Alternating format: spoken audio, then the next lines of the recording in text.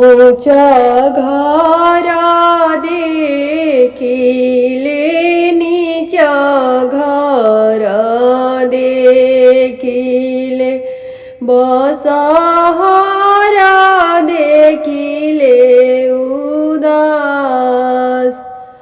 अरे ऊंचा घरा देखिले नीचा घरा देखिले बसहारा देखिले उदास।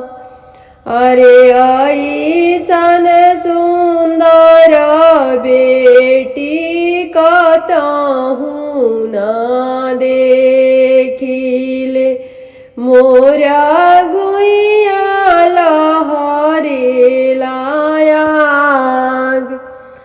अरे ऐसन सुंदर बेटी कतहु न देखिले मोरा गुइया लहरे लायाग हो।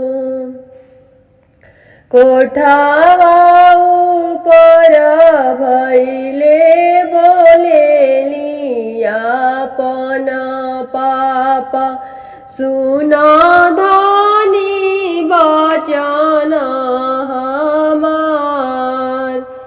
अरे कोठावा ऊपर भैले बोलेनी अपन पापा मोरा दानी सुनाए का बात हो।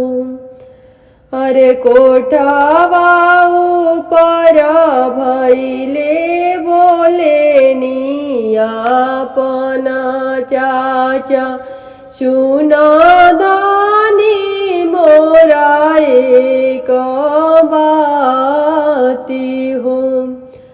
अरे धिया वाले सुंदर पतोया हम लियाइब उहे करी है आदर तोहारी हो।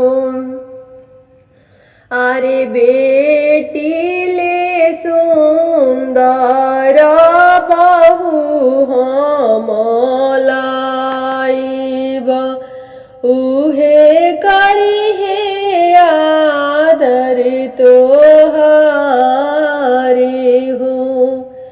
अरे सोने के मोचिया बैठल बोलेली अपन माई सुने प्रभु जी वचन